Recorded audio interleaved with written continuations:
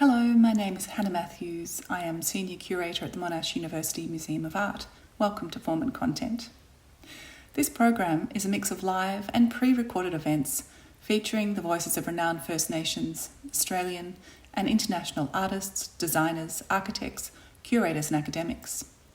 Form and Content engages with the ideas, histories, sites and critical questions of our time, with our Semester 2 program focusing on ideas of disruption and resilience, together with queer perspectives on artistic practice and urban space.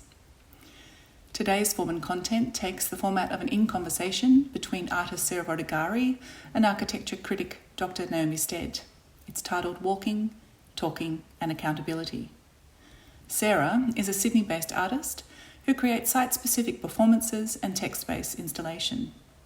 Her performance installation On Time was included in the National Exhibition at Carriageworks in Sydney earlier this year, and she recently completed a residency with Monash Business School here in Caulfield. Later in 2021, Sarah will be presenting a new work in the exhibition Language is a River at Mama. She'll be presenting this work alongside her peers including Charlotte Prodger, Akila Matt, Wood Sang, Shen Jin and Archie Barry. Naomi Stead is an architecture critic and an integral part of Monash's Department of Architecture. Please enjoy their in-conversation for Form and Content as it weaves a path through performative walking, the art of conversation, and queering as a process and a practice. So, Sarah, I wondered if we might begin by saying where we are. Can you fill us in about where you are, what country you're on, and what is surrounding you at present? Okay, yep. So I am speaking from Gadigal land in the Eora Nation. I am speaking from home. I should maybe describe a little bit of what I look like. So I've got brown hair, ish, slightly graying, mid-40s. I wear glasses. I'm wearing some kind of nondescript black. Excellent. And what's outside your window? Outside my window is a beautiful tree, and there are 3 lorikeets on there, so that's what's chirping. My neighbors feed them and they do a really good job of it. Excellent. So there's apartments and I live in a corner, so there is a bit of traffic. Mm-hmm. Great. What about yourself? Well, I am on the lands of the Wurundjeri people of the Kulin Nation in Melbourne. I'm in Abbotsford specifically, and we're well into the second week of the lockdown, or the 4th lockdown. So it's pretty grim here, I must say. It's grim psychologically as well as grim weather-wise, raining, very windy. But actually your description of what you look like is pretty much exactly me, mid-40s, brown hair going grey, except mine is shorter and spikier. I normally wear glasses, but I'm not wearing glasses right now. So there you go. So that's who we are, where we are, and who are we? So Sarah, tell us a bit about yourself and your art practice. Yep. So I'm an artist. I think you've given that away just then, Naomi. And I, broadly speaking, work in a range of mediums, but work mainly with text. So the written word, language and performance. But when I say the written word, it's very much comes about through conversations and conducting conversations with people through a very specific process of walking. Yes, and we will come back to that. So do you see this as a performance? Are we engaged in a performance right now? I guess theoretically speaking, we are. And I guess even practically speaking, we are. But it is performative, but for me, a performance needs some kind of staging and framing, which this has. So I guess we are. A kind of vernacular performance. I don't mean to put you on the spot there. And also, of course, we're not walking, which is something of a sadness, because it would be very nice if we could have done this walking. Yeah, it would have been. But another time, perhaps. So yes, you are an artist. That is your art practice. Who is kind of your interlocutor here, my name's Naomi Stead. I'm a academic in architecture, architecture critic, and also writer about architecture. And I think when we've met once, this is our second meeting, and I think we did establish quite a lot of common ground in terms of our interests in walking, writing, performative walking as a method. So I'm hoping to talk about some of those things today.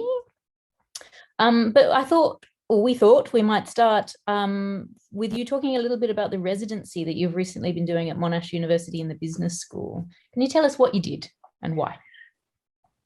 Yes, you just said something so profound. I wrote it down. I hope I can read my handwriting. So I've just been at just prior to this lockdown, I spent a little over a week at Monash Caulfield working with Mama and the business school, doing some research in relation to an upcoming project exhibition called Language is a River. And so I have been conducting interviews with, broadly speaking, academics within the business school and accounting department, but there's also critical management studies within that. And we've been talking about ideas of accountability and the potential of accounting to be otherwise or other than what I might imagine it to be, which is, for me, I imagine it to be a lot of kind of spreadsheets and numbers and balances and tax time. That's how I think of accounting. And I've learned a lot that it's not necessarily that. So I've spent a lot of time, we go for walks, we talk about our differences and our perceptions, whether or not art is a business, whether or not accounting can be engaged with a queer theory or a queer practice. We could think about that in terms of like a decolonizing practice, a feminist practice, really anything outside of a very kind of particular structure of extraction. And so can you expand on that? Because I mean, all of those topics are super interesting. So can accounting be a queer practice? According to many of the amazing academics I met with, and I kind of was quite blown away by the research that a lot of the people that I met with were doing. I think there's an argument that we think of accounting as all about numbers and balances and truth and like quantitative data, whereas within most of the academics I spoke with, whilst they acknowledge that, are suggesting that we need to think about accounting as something other than that. So that accounting doesn't just look at figures, but looks at the relationship between figures and the context in which those numbers are produced. A really good example somebody gave me was the carbon tax a few years ago, and the idea of actually placing a dollar figure on carbon meant that for many people they were able to measure it and determine how we were engaging with it and change it potentially. So the idea of trying to not necessarily put a figure on everything, that's one example, but the other example is to really think about what it might mean to take in the potential that environments impact how we think about accountancy, or you can't measure the pleasure or the satisfaction or the health benefits that certain things bring to certain people. So you can't, it's hard to measure qualitative data. So they're really into, I'm really generalizing here. They're really into this idea, which I thought was mind-blowing, that of qualitative data, which is this idea of just talking to people as a way of recording information and valuable information that you can't put a figure on. Conversation. Well, that's true enough. I remember years ago I was fascinated and slightly horrified, but at the same time fascinated by the idea that local governments are putting dollar figures on every tree in their local area, like a tree, quantifying a tree, which you can do because you can think about urban heat island effect and the benefits of shading and the visual aesthetic pleasure of a tree. But it is sort of horrifying because when I think about a tree, I think about the kind of ineffable values of a tree and the stippled light and the fluttering leaves and the change over time and the qualitative unquantifiable aspects of a tree. But if that's what it takes to have the tree valued in administrative bureaucratic structures, well, quantify the tree. Well, that's how I felt. Like, so as an artist, and I should say that maybe a great deal of my practice has been looking at the relationship between the value of art and work and how to kind of value that in. Often I now know that I work in non-quantifiable ways. So I'm working with qualitative data, which I've never even thought about the work I do as qualitative data. But anyway, which is great. I now have a particular language I can use. I completely lost my train of thought. Oh, I asked I asked for a dollar figure to be placed on me and no one would do it. Oh, that's interesting. Yeah. So who did you ask though? Well, all these really progressive, wild thinking,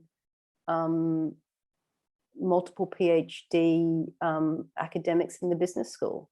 I said, I just want to be valued economically.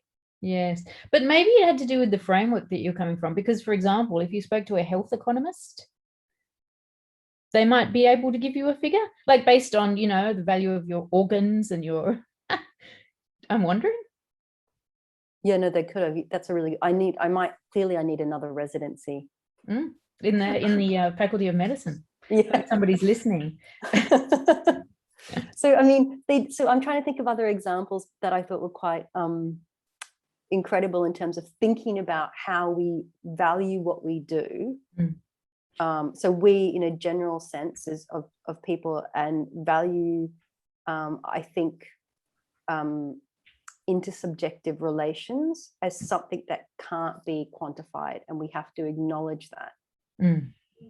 And so that comes down to, I can't help but think about, that comes down to, like, if you're a colonizing country and you come into a place and you colonize it, and you fail to take into account the relationships that people have to each other and to land, and you're only using a method of extraction and money, then you're losing an incredible component culturally, socially, environmentally, that produces, I guess, longevity and well-being for future generations. So, so this idea of, like, seems quite radical that you have accountants taking that into account.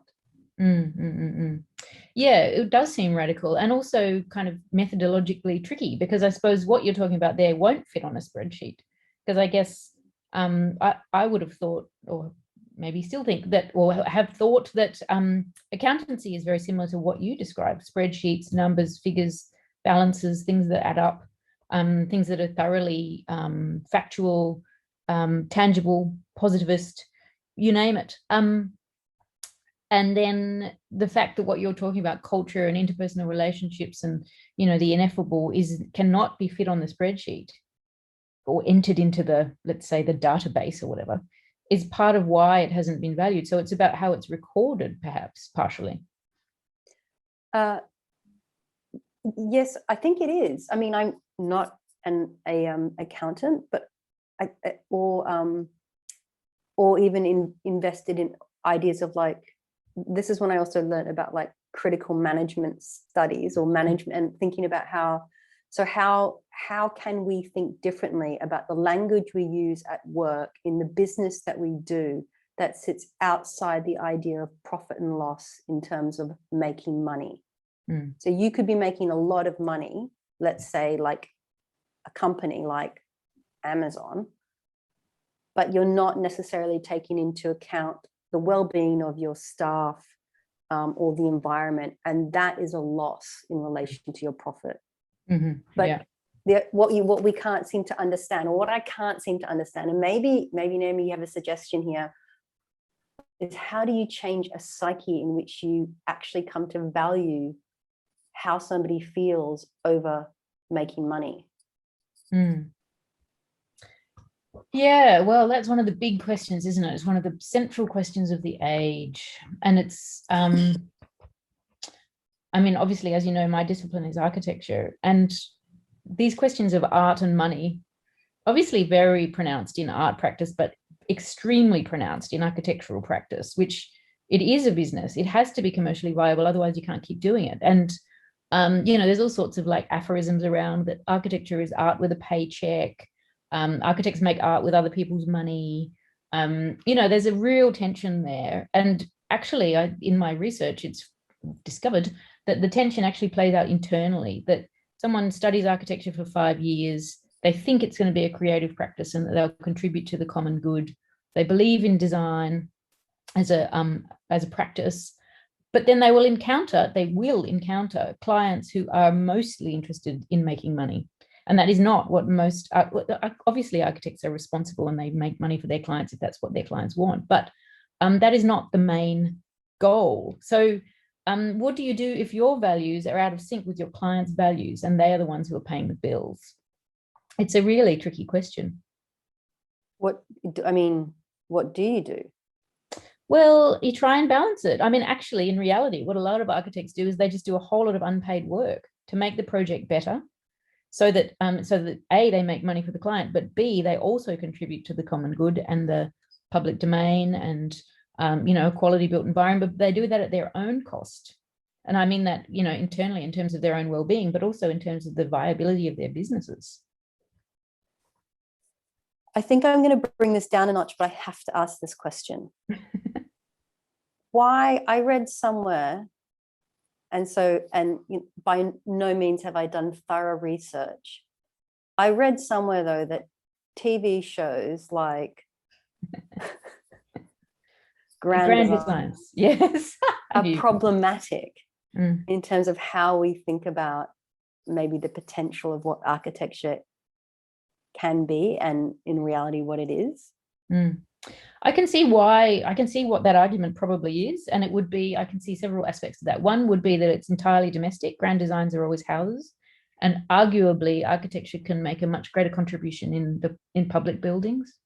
For many people, most people in Australia, the only time they will ever encounter capital A architecture is in public buildings. It's not their house. It's not necessarily their school. It's not necessarily, well, possibly is their university if they go to university, but it will be their museums, their council chambers, their libraries.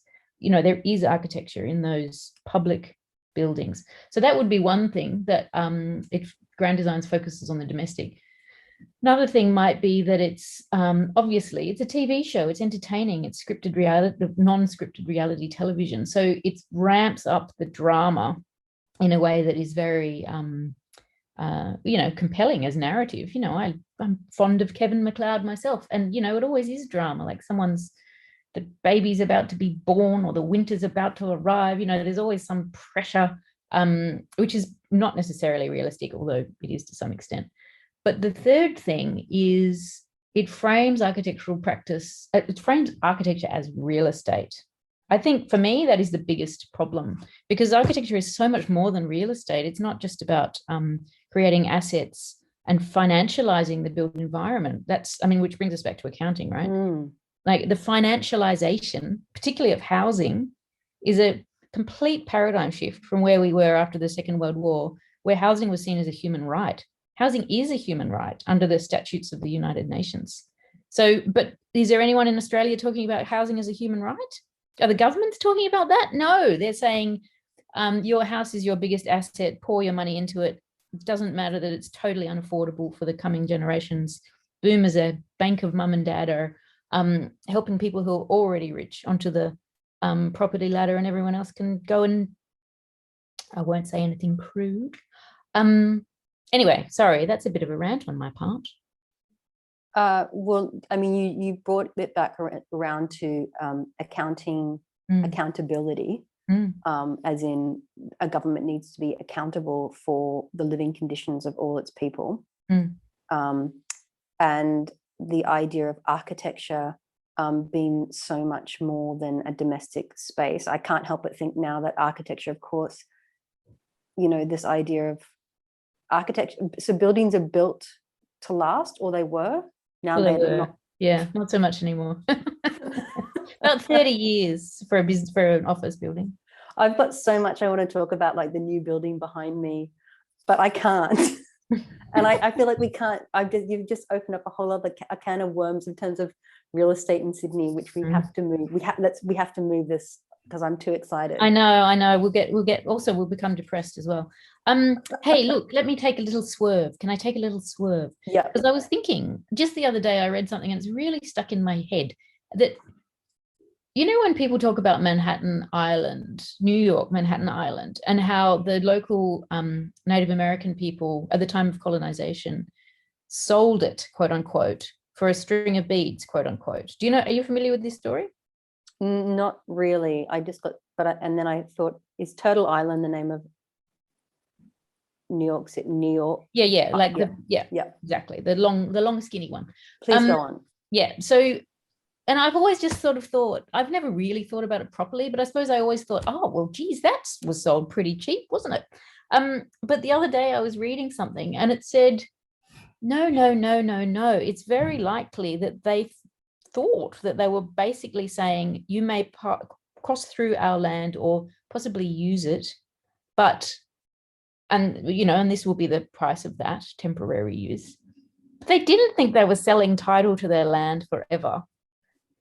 And who would, you know, Aboriginal people wouldn't have done the same thing. So I was just thinking about that misunderstanding, that what, you know, which comes back to accounting again, of what you think you're selling, what someone else thinks they're buying, and the kinds of liberties that colonizing powers take. Is kind of horrifying. So, no, you're right. I've left you nowhere to go with that. Well, no, I do.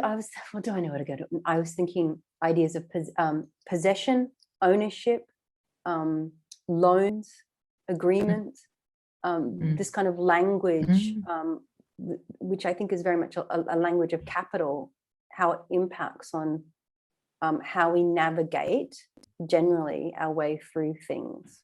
But can I swerve now? Because now I feel the need to swerve or take a detour. I'm moving into some kind of metaphorical language around walking, because there's also talk about this idea of walking. We both walk. This has been recorded during a time of lockdown, and the idea of walking and taking in an environment around you, or taking in the city or wherever you live, has a huge kind of romantic culture around in terms of literature, but also has a very practical necessity in terms of understanding and belonging to a place. There's so much going on here. I'm thinking Manhattan, yeah, that's a city you can really walk through. And the argument of some cities aren't built for walking, some are. I don't know. Maybe my question is, like, how do you walk? What's your thing? Yeah. Yes, good question. Well, I mean, of course, the way that I'm walking now that we're, you know, permitted to have 2 hours of exercise outside the house per day, it's got a real manic quality, I would say, the kind of walking that, you know, the ISO walk that one does when one is basically under house arrest because of public health restraints. So I would say it takes on a kind of driven, anxious quality, the type of walking that one is doing now. And obviously I have been doing for the last 18 months, really. But usually the way that I love to walk is walking and observing are very closely linked for me, and looking at the world. And I really like to walk alone, apart from when I'm bushwalking, then I'm happy to walk with a group. But if I'm walking through a city, I like to walk alone. And for me, walking is very much linked to listening to music and also taking photographs. But what about you? How do you like to walk? So I've always walked out of necessity. And as in, I don't have a car. I've always, just as a way to get around, I've had to walk. I realized that that's a real privilege, especially if we bring back ideas of proximity to public transport, access to even pavements, proximity to city. So I realized that that's always been a way in which I've lived, and walking has always been part of my life. Not necessarily, it's not something I do as an extracurricular activity in relation to what I'm doing. It's a mode of transport. Walking in my practice has been a way of, there's a sense of emancipation in it. I'm doing this because I can, it's for myself, but it's also in relation to there's a vulnerability in it and a freedom at the same time, and it's very minimal. So there's a sense of it being reduced to doing things that I am able to control. The only thing that I'm not able to control is the direction necessarily, depending if I'm walking with somebody else, and the conversation. So I've always loved a rambling conversation that comes about through a walk. Like you can have really hated, angry conversations, and then you turn a corner and you change the topic for some reason, and you don't have to make eye contact. There's almost a formality or a power structure goes out the window in terms of walking side by side. And I love that kind of rhythm of conversation. So how long are these walks that you've been, like, are we talking hours? Are we talking 10 minutes? Now the structure is just an hour, because I then have to work with the conversation. Usually they get really juicy into the second hour, but I stop it at an hour, and then we just kind of ramble. So how I guess I've come to use that just as a way of connecting with a space. So working with people, or wherever I am, of trying to orient myself. And I love how beautiful and kind of, there's a sense of it being quite mundane, but if you think about it, like a walk is really mundane. That's all you're allowed to do during your lockdown, and yet there's a radical freedom in it at the same time. So trying to think about this, like it's never felt so good to say, I'm going for a walk, no one else can come with me, it's my time. Yes. Well, isn't mundane, so the word mundane, what is the origin of that? Isn't there a French word mondaine, and does it mean time? What does that word mean? Do you know? This is when I'm going to want to look it up and say, what am I talking about? No. I just think it's well, like quotidian, let's say, which means every day. So there's something that's very pleasurable. I totally get what you mean in the mundanity of the walk. It's so ordinary. Yeah. But then I go, what is, and so I guess I've increasingly become, what is ordinary? Because, there's that big art and everyday movement, let's say. And I guess with my students that, I'm into the practice of everyday life. I'm like, well, what is the practice of everyday life? Like, it's just, what is that? But then the most, it's also like the pleasure of when you stay with someone and you realize you have different routines, or that you even realize you have a routine. Or if you're in lockdown and you realize, even though you're with your family and you're locked in at home, that you've got a particular routine that you do, and somehow someone's in the way, even if it's a family, you've also got a family routine, but within the family routine, you've got a routine that you perform. Yes.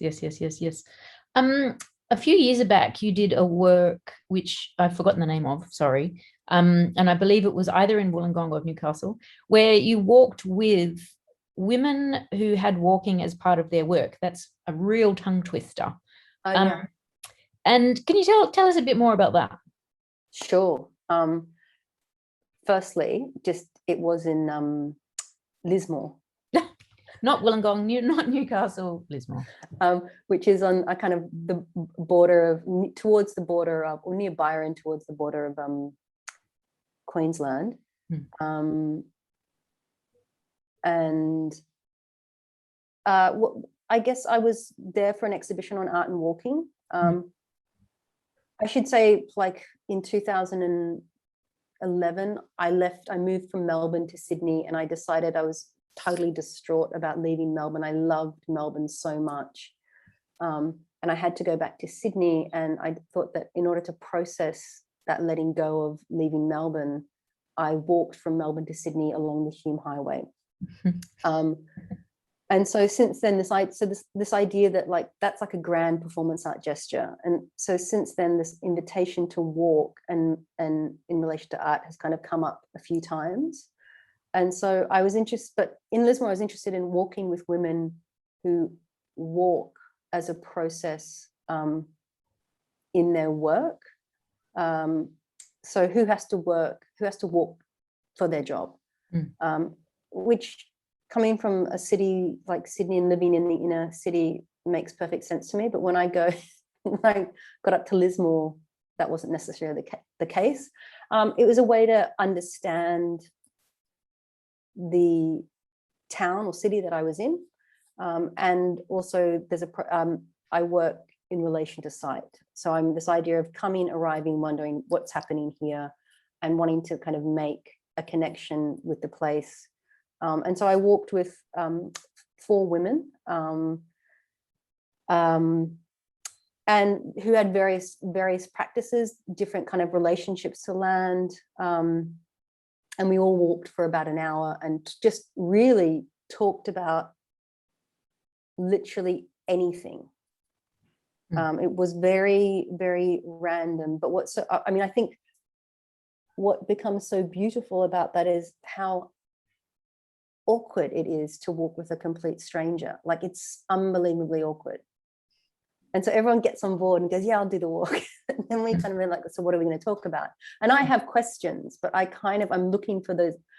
I love those awkward moments where you have to, negotiate where the footpath narrows, where suddenly there is no footpath. You both have to go onto the road. Who's going to lead? Do we jaywalk or should we wait for the lights to change? It's those moments that I've kind of become quite intrigued by. Yeah. What do you think they made of those walks? Generally speaking, it depends on who you are. Like if you're a former mayor of Lismore, you might have an agenda, and it's an opportunity to speak about specific things and art. So most people think, well, how is this art? We're not doing anything to generalize. What are we getting? What's she getting out of this conversation? We've talked about nothing. I hope what we're getting is an intimacy and a point of connection, but it's like having a passing drink with a stranger at a bar. I don't know if you can ever, I'm now thinking about those moments, and none of them are great actually, but sometimes they're fantastic. So I'm trying to think like in particular with one artist, and she was a local artist, and we both just spoke about the history of our lives, like places things that had happened, and we could make a specific connection with each other through that. I don't know, I guess is the answer.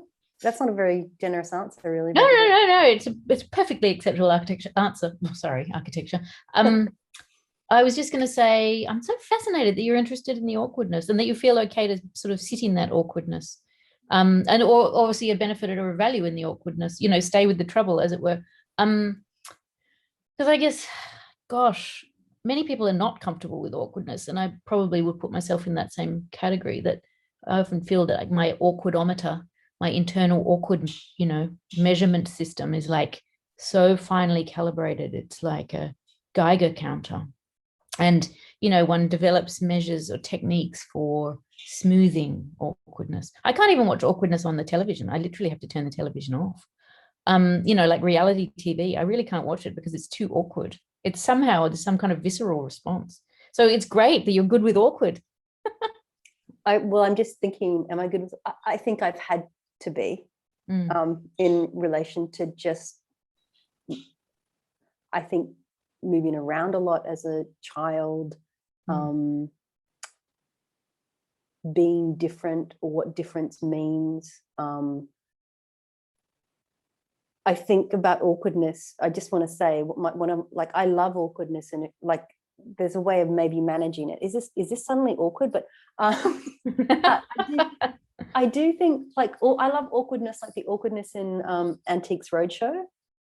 I don't know if you've ever seen that. Yeah, I've seen Antiques Roadshow. There's awkwardness for me is a space of difference where it's not normal, it's not a median, it's not it's there's moments where things don't fit in, and that's we often see as awkward, but maybe that's just, for me, that's difference, that's excitement, that's a connection. It's like, oh, you don't know either, or you know, you don't have the answers, and nor do I, or yeah, and maybe also awkwardness bespeaks a kind of willingness to take risks, because I guess you never have an awkward moment in a conversation if you don't try something. Do you know what I mean? Like, or advance some kind of gambit, which sometimes doesn't work. You know, you try, like, let's say you were talking to a stranger and you said, oh, tell me about all the dogs you've ever had, which actually a lot of people would just go wild with that question. But that's a really good question. I know, exactly. If you want to fill half an hour, that's the question you ask. Not that I've ever had a dog at all, but you could ask me about all the cats I've ever had. Where was I going with that? Oh yeah, when the conversational gambit just doesn't work, it means that you've tried, it hasn't worked, you've got to try something else. Yeah, it does. I'm just trying to think about, because I'm trying to think about to bring back all my amazing conversations with the business school. And I guess in some ways, especially within the, let's say, queer accounting, which was one of the topics that came up with research,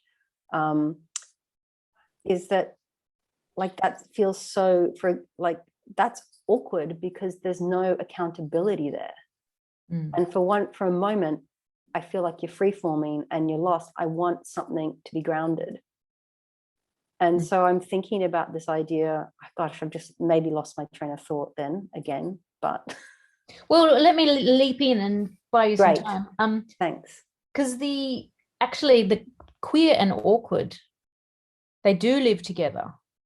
Really, I think you're totally onto something there, because I guess for people who are not comfortable with the notion, or let's say the process, or even the human fact of queer people, then awkwardness is exactly it. But I mean, queer activism uses awkwardness with great effect. And there is just so much that is awkward about being queer, and constantly having to come out and cope with other people's discomfiture and their awkwardness. You know, when I was on the phone the other day, this dumb anecdote, but nevertheless, I'll tell it. I was on the phone to the vaccination hotline and finally got through. And the woman said, and I made my appointment. She said, next available, blah, blah, blah. I made my appointment. And I said, oh, given that I've got you on the phone, can I give you to my partner to make another appointment? And she said, oh yeah, well, if he's there and if he's got his Medicare card, or you could just tell me his details. And I'm like, okay, here we go. So, you know, I take the phone through to the other room, and she says again something like, oh yeah, you can just give the phone to him. And I said, oh, sorry, you know, he is a she, and handed the phone over. And but how many thousand times has that happened to me in my life? And imagine if you were a queer who were in your 80s and you'd been out for your whole life. It must have happened 50,000 times. But that awkwardness is, I didn't really feel awkward about that. I thought she might feel awkward, and I felt a little bit awkward for her, but because I didn't want her to feel bad, even though really she shouldn't have made that assumption, actually. But nevertheless, I wasn't offended. But do you see what I mean? There's like a whole world of awkwardness there. Yeah, I mean, so I guess I see awkward as a space of, let's say, raw energy, potential, power, a pure relationship in process that cannot be accounted for. And that for me is excited in that moment. So if you think about the awkwardness of like if we think historically, the awkwardness of difference and the idea of constantly trying to understand that difference and place it somewhere, or put it in a bracket or categorize it. And sometimes you just can't. Mm. Or sometimes people don't want to be categorized, and they don't need to be categorized. And so I'm thinking about this in terms of, maybe our conversation of having recently been walking with young queer people around the city of Sydney, and, some of them talking about the need for there to be more radical fashion clothing shops, so that not everyone is dressing in a very conservative, neutral way. And I mean, so historically, I feel like that this is a conversation that happens all the time, perhaps within a kind of Western capitalist consumer society where what we're wearing determines a sense of our identity.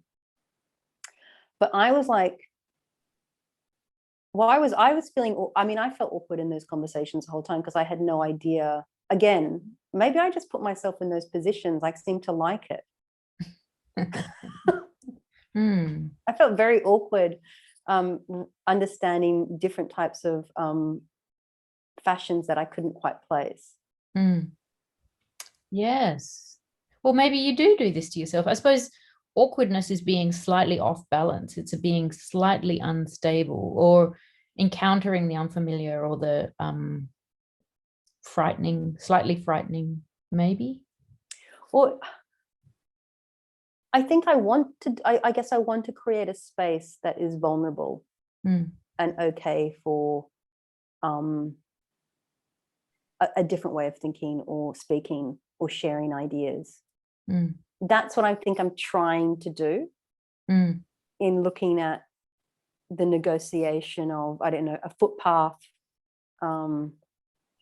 Because if it was a date, right? Let's take it back. If it's a date and you're on a footpath and you've got you're walking on a footpath, you've got the same amount of space around you, and suddenly it becomes a trail and you've got to navigate it, and you're both thinking, God, how am I going to do this? You're not sure if you want to touch hands. You're not sure, like it's a first date. You're not even sure how it's going. So you have to negotiate that trail. What do you do? Is this an opportunity to touch? Is it an opportunity to make eye contact? Is it an opportunity to step away? If you step away, what might happen? Like it really becomes this really raw space of potential.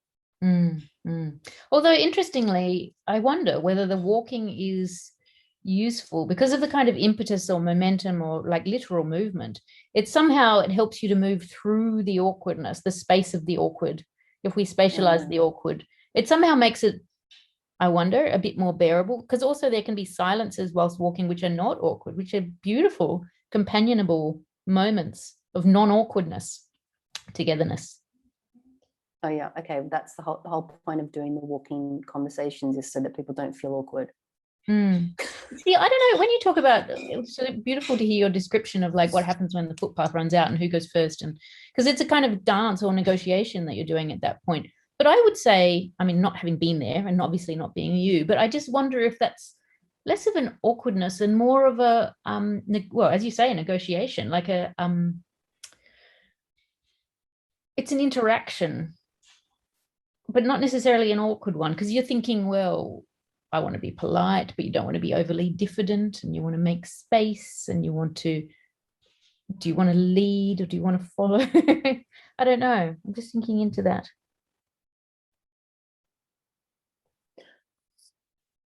I guess I'm thinking, like, can awkward be like, how can we think about awkward differently, or the word awkward, or the feeling of awkward?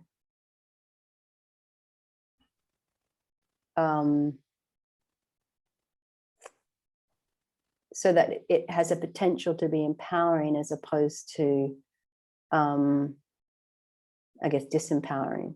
Not to put those binaries there, but I just did. Yeah, you know, the other thing that strikes me, so you're a teacher as well, is that right? You're engaged in education.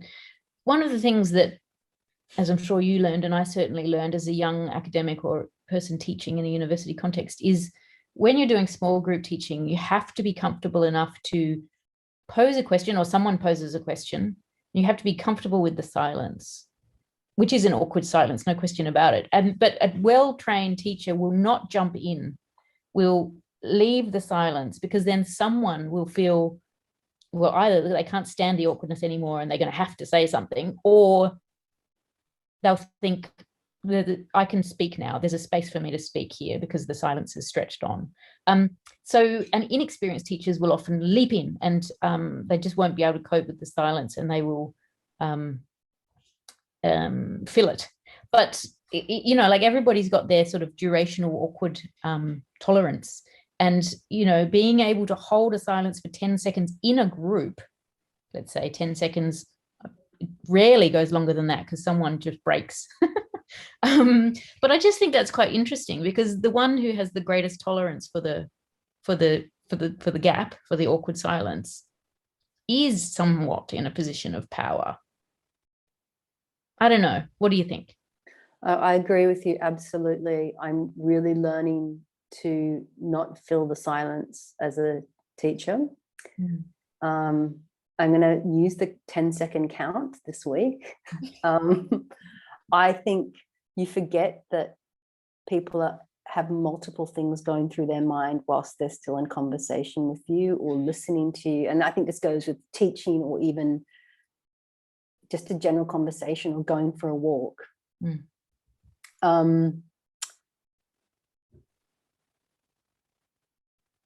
Yes, I mean, often I feel like I don't have any power when I'm teaching, even though I know I have responsibility. And so I know there's always one or two students that will step in, but just sitting there in that awkward silence, oh my gosh.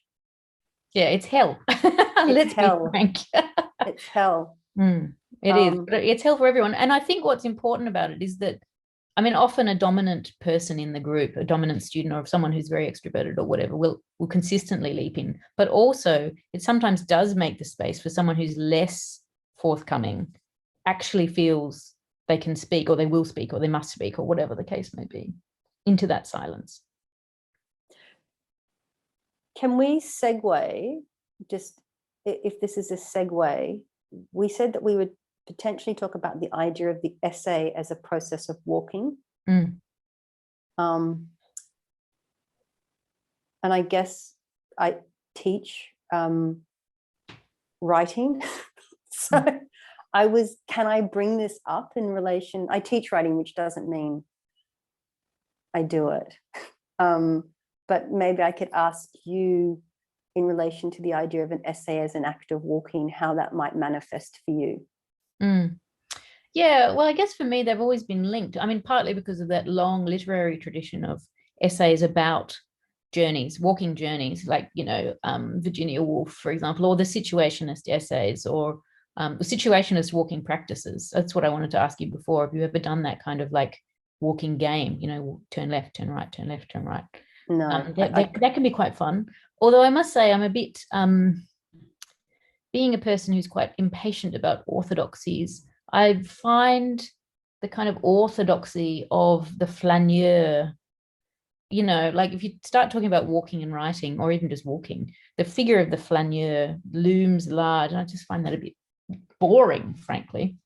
I mean, I'm interested in talking about the flaneuse, the female version of the flaneur. But anyway, so the essay and walking, it just seems to me that it's got to do with rhythm, pace, tempo, movement, momentum, the way that you can take an idea for a walk, and that how a really good essay, the kind of density of what's the ideas that are presented or explored, is very similar to the sort of density or intensity of a kind of ambling walk. And it's always seemed to me that when I'm writing an essay and I feel like it's a good essay, it comes easily. Like it's never, laborious writing is never, in my case, is never particularly good. If it's not fun to write, it's not fun to read.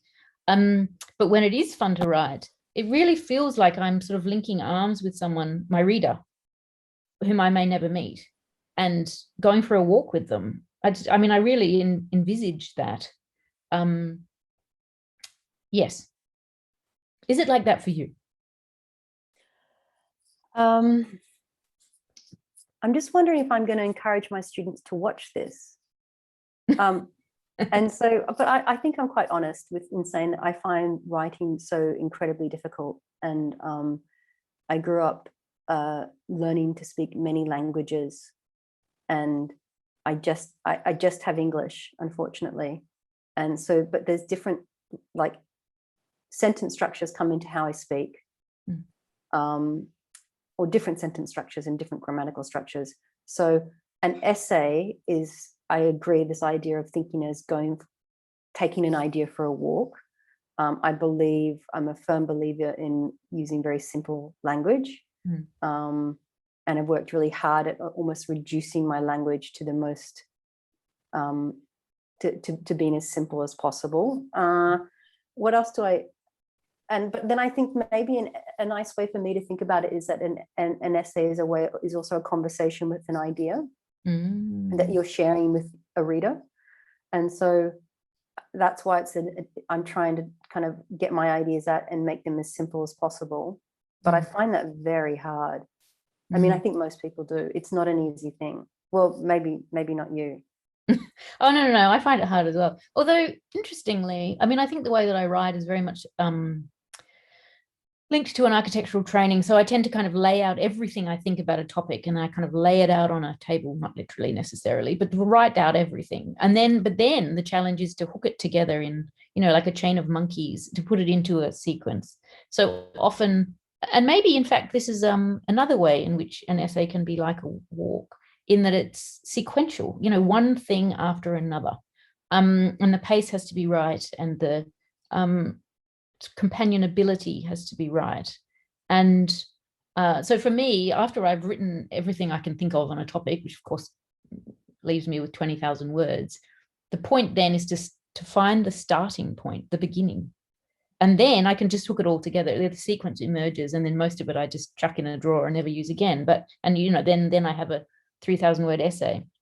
But it's about first setting everything out on a kind of horizontal plane and then stringing it together in a sequence. And somehow that sequentiality is walk-like. Maybe you've got to find the top and you've got to find the tail, and then you work out what you're going to do in between. So that's like a walk, like an essay has a structure. There's no rambling, there's no flaneuring, there's no situation. Oh, no, there is. No, there is. And I suppose, there are essays and essays. There are different types of essay. But it would be very unusual to do a pure stream of consciousness. I don't write fiction. I write essays and nonfiction, and criticism, actually. So, and I guess a stream of consciousness, like if I was a fiction writer, if I was writing short stories, it'd be much more likely to be that kind of open-ended ramble. It's unusual to write an essay where you don't have a point. Like usually you've got a sort of point that you want to investigate, usually, or an object that you want to investigate. Always been my downfall. The lack of a point. Well, but I mean, do you walk without a destination? Sometimes, yes. Do you deliberately get lost? No, because I don't have time for that. I don't live in that world anymore. I think in reference to the flaneur and also the situation, I just don't, I might if I'm a tourist, but even then I don't think I do. Like I think my life is so managed by time and structure. And even if I'm going for a bushwalk, which I very rarely do, there's a relationship to time and even the sun, and like when do you need to turn around in order to get back before it gets dark. So the idea of walking and freedom, I think, is very confusing for me. It's awkward. Is that something you feel sad about? Would you like to change that? No, I think walking is political. Gosh, is that? No, well, of course. I mean, I totally agree. It totally is, especially for, in times and places where you might not be welcome or feel welcome, or indeed might not be safe. So I think about, my privilege, my class, the color of my skin, the neighborhood that I live in, who I walk with. These all have a huge impact. Yes, exactly. We're probably out of time. Do you We think? are. I feel like we yeah. Anyway, We're just getting warmed up. I know. Oh, Is there well. anything? I mean, there's a lot of things that I wanted to ask you. For example, when you casually dropped into the conversation the fact that you'd walked from Melbourne to Sydney. Oh, yeah, I know. But I mean, Just tell me briefly, what was that? How did that go? I always think of that as a bad idea. It was really boring.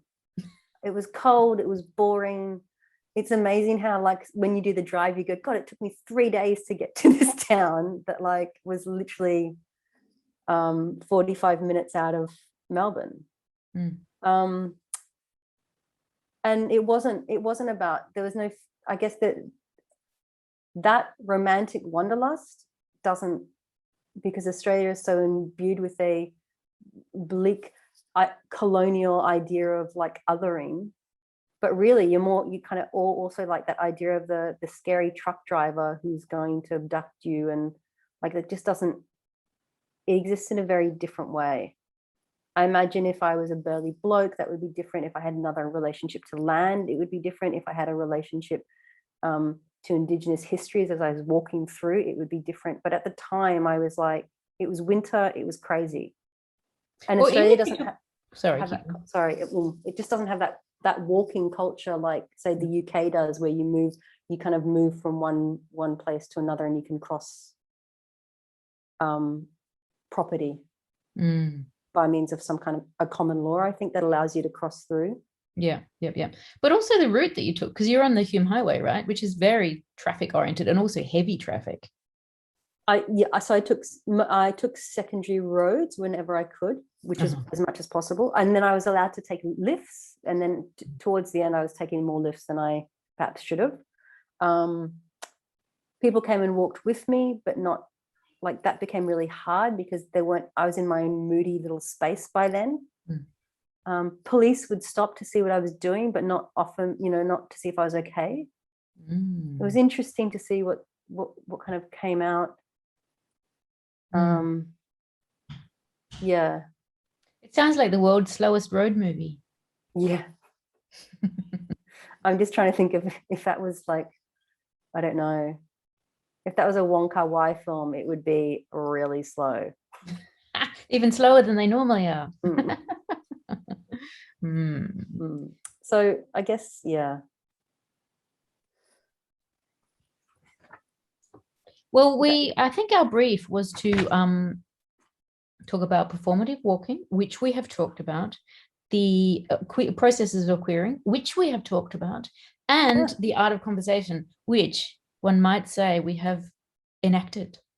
Oh gosh. Beautiful. Well, I don't know. Maybe that's egotistical. Do you think so? Do you think we've had a conversation? I think we've had a conversation. I felt like we went for a walk. I felt like that too. So thank you very much.